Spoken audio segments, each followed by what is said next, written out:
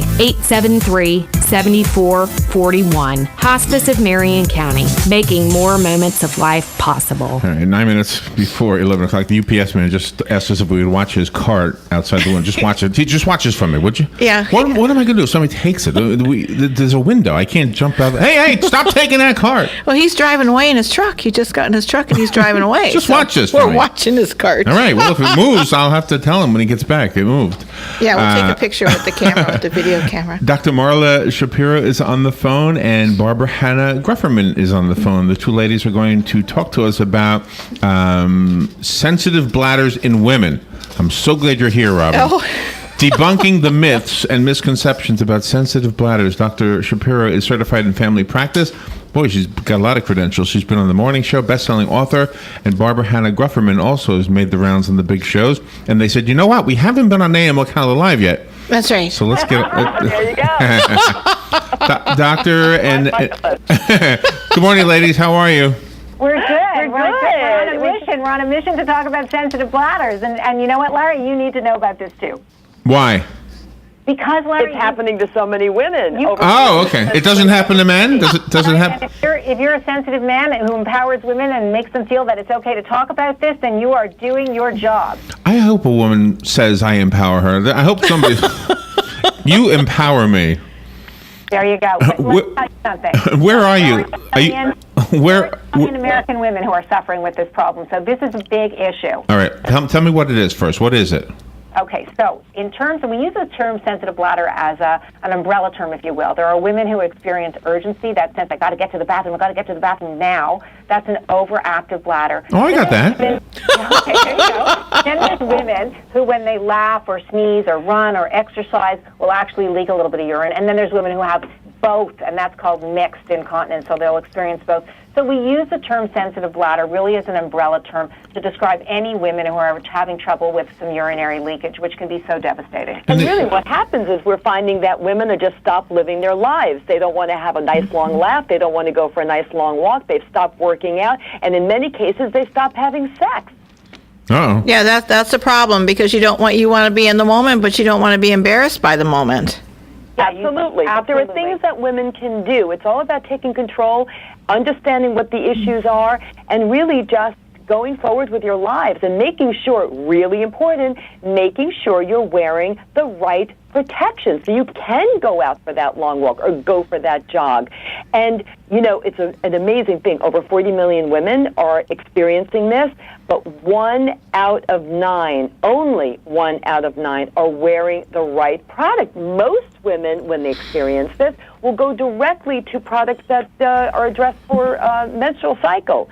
And that's not going to work for them. That's not going to do the trick. It's not absorbent enough. Well, it's not only that it's not absorbent enough. I think that's why we're so excited that we've both partnered with Always Discreet, because not only is it absorbent, but the pads are 40% thinner, and they've got odor neutralizing. So, you know, women are looking for discretion and protection, and this will give them the discretion and the protection. That odor issue, the sense of embarrassment, someone's going to know this is happening to me, often stops women, and they just reach for the wrong thing. They're not talking to their doctors, they're not talking to their girlfriends, and they're getting inappropriate absorbent products. Well, shouldn't they try to figure out what the root of the problem is first before doing that? Because sometimes anxiety can lead to something like that, and to me that might be just a Band-Aid. I don't think that these are mutually exclusive. I think they're inclusive of each other. I think it's really important that you use the right type of product, but of course you want to know what's going on. Is this related to your weight? Is this related to your diet? We know that alcohol, caffeine, carbonated beverages, citrus, even artificial sweeteners can increase the problem. Women who have underlying medical conditions, for example, congestive heart failure, certain medications, diabetes, they may be more at risk. So, of course, it's important to pursue that avenue, but you also want to make sure that you're supporting yourself in your own personal care. So is it an age-related thing, or is it after a woman gives birth, or what? Oh, you know, it's all of those things. It's actually increases in frequency once you've gone through menopause, of course, or over the age of 50, over the age of 70. But this can happen really to women at any age. usually because I'm glad you skipped 60. overweight. She said 50 or 70. I'm glad you skipped 60. 'Cause I know. That's where we are. We're at 60. Over 60, over 80. Over 60, over 70. And that's for women over 70, over 50% do experience a sensitive bladder. But it's one So in it three, increases one in as three you get for older. women over 18. So, like, we don't, that's part of it, that women think the myth is that it only happens to older women. Yeah, that is a big myth. So it sounds like it could be a guy thing too, though. No. It sure can, Larry. So is the It's stuff more you? common in women because there's more insult, if you will, to the pelvic floor in terms of the muscles. For example, pregnancy, if you've had a difficult delivery or a large baby, that can cause the muscles of the pelvic floor to relax. So we do see it more often in women than we do in men, but we do see it in men. You're not off the hook. But I mean, is the device you're talking about, is that just made for women? It actually has been researched for women. Certainly men could use it, but it really has been really focused on women because so many American women are at risk. Well, I know that you probably are talking to some women over the air that are really wanting to know more. And I just want to be sure before we run out of time that they have that information. Is there a website? How do they know? Thank you, Larry. AlwaysDiscreet.com. And it's a wonderful place to go for women to talk to other women in a very discreet forum, to get tips and information, and also to read some of the articles that Dr. Marla and I have written addressing some of the more common issues associated with a sensitive bladder. Do sometimes women that use the IUDs in the very beginning so they won't get pregnant, will that be harmful to them later on in life? Not in terms of bladder and bladder continence and the integrity of the bladder. The intrauterine device to intrauterine system is really a pregnancy-related issue. It's intrauterine. It doesn't really affect the bladder at all. Mm-hmm. So what is it? Every once in a while somebody will say drink pomegranate juice or something like that. Does it? Well, it's interesting because there's all types of myths that are out there. In fact, the acidic beverages can actually sometimes make it a little bit worse, or citrus beverages sometimes can make it worse. But you're thinking, I think, about bladder infections when we talk about taking cranberry juice. Oh, okay. It's a risk, but that you might enjoy cranberries or pomegranates, have a good time, but I don't think it's going to solve this issue.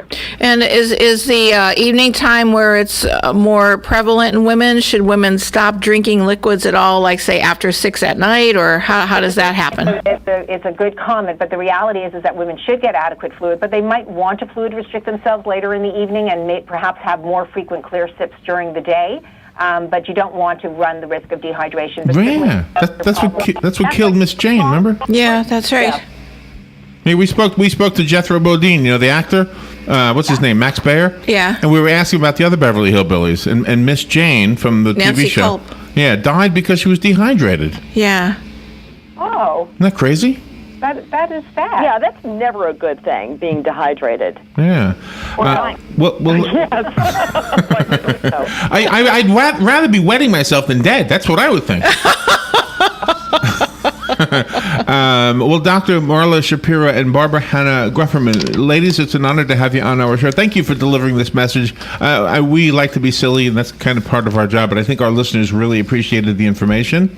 The website you gave us was alwaysdiscreet.com, correct? Yes, Thank you so much, Larry and Robin. All right. It was a good thing. That was fun. All right, we'll take a little break, and we'll be right back.